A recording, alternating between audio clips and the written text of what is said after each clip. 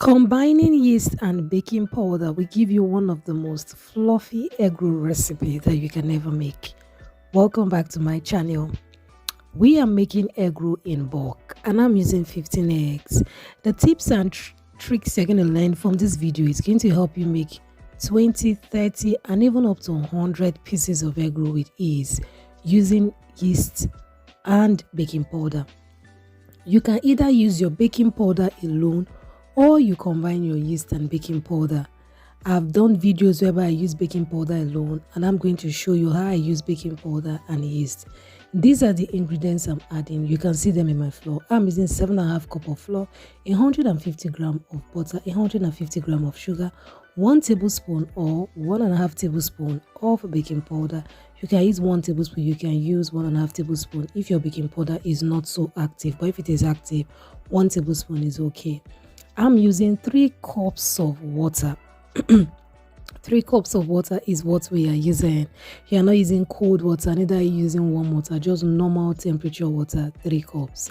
This is the third cup I'm adding to my dough. I will just add it in bits until I can get my dough together. Now, when making your egg roll in large quantity, you are going to make your dough a bit soft.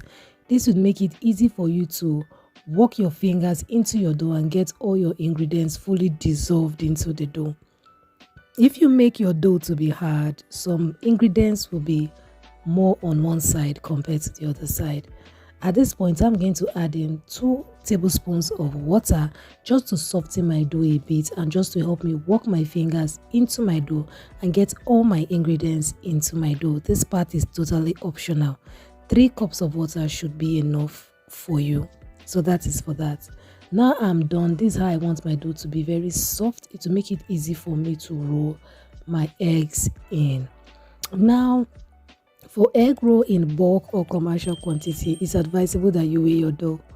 I usually advise 80 gram to 100 gram. That's what I usually advise. Now 100 gram is usually on the big size. 80 gram for business, the way things are a bit expensive. For those of us in Nigeria, 80 gram is fine, but in this video I use 100 grams. This is me flattening my dough in my finger and putting my eggs into my dough, and I'm going to roll it. I'm not cutting out the excess dough because I weighed my dough. If you are not weighing your dough, it's advisable that you cut out the excess dough because you actually don't know how much dough you have with you per time, and you may have an egg roll that is too heavy or too big that it will make it difficult for you to fry properly. The inside may feel a bit raw, so do not use more than 100 gram of flour. That's my own advice, or you can go for 90 or 80. So I did cut my dough into 8 portions weighing 100 gram each and rolled my egg into them. This is because my pots can just take 7, at most 8 pieces of egg roll. So I'm going to just roll the first batch and fry and roll subsequent batches. When making your egg roll recipe in bulk, make sure you roll them in batches, especially when you are adding yeast to your baking powder or alongside your baking powder. Now when putting it in the oil, now you will roll it further in your palm again before putting it into your oil.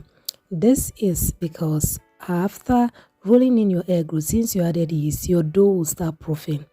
And if it is proofing, it may lose the shape, and rolling it again in between your fingers before adding it or frying it will help you reshaping your egg roll before frying.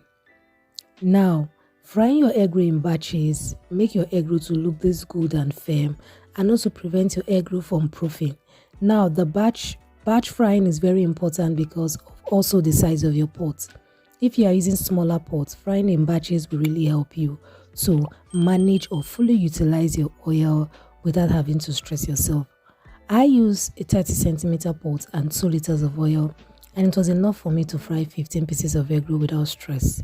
It will also be enough for me to fry up to 30 or even 40 pieces of egg roll. I will just fry in batches. With that, you use less oil and it will stress you less, and your egg roll will come out looking better.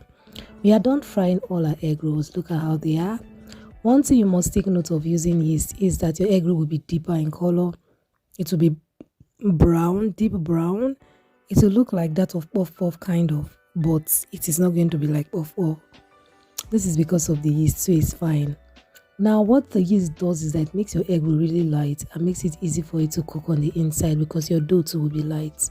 I have a video where I showed various ingredients and their measurements to make various quantity of Nigerian egg rolls, mixing it with yeast and baking powder. You can check that out. It will tell you the accurate amount of yeast and even water that you need for various quantity of egg rolls. So if you want to mix yeast and baking powder to give you a more fluffy egg roll, you can check out that video, and I'll put the link in the description box and in the end screen. This is the amount of dough we have left. It was quite much. You can use this to make extra egg roll or use yours to make buns. I use mine to make buns because of my kids, so my ingredients and measurement videos always give you more than enough dough for the particular recipe. This is so that you can have dough for in case you have emergencies or in case you want to add an extra egg roll. You will not need to mix a fresh dough. So my buns, I'm stirring continuously. Once it is brown, I'm going to take it out of the oil and set in a sieve. Using this mixture for buns gives you a bigger and more fluffy bun, so you can consider making your buns like this. You will use less flour and get more buns and make more profits and get more customers if you are into egg roll buns business. Look at how the buns look. They are bigger. Who wouldn't like a big buns? The little flour goes a very long way because of your yeast. Now, thank you so much for stopping by my channel. Tell me if you're going to try this recipe and tell me if this video have been of help to you.